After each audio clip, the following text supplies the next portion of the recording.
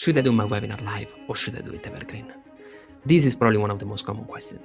But what's really important to me is about understanding that there is not a good live webinar and a bad evergreen webinar. There are just different times in a phase of a business. In my Valley, I always used to do evergreen webinars. But with most of all my clients right now, I do a live webinar. Why is that? Well, it's simple. Whenever you do a live webinar, you are actually testing out the webinar. And it's incredibly difficult for a webinar that doesn't perform on live to perform on evergreen. That's why my strongest suggestion is always to do a live webinar. Imagine doing the same webinar over and over again, but every time changing and tweaking one little things. You add these things to the content. You improve the way in which you do the intro. You change the transition. You change the sales. It becomes an entire perfect machine that come together.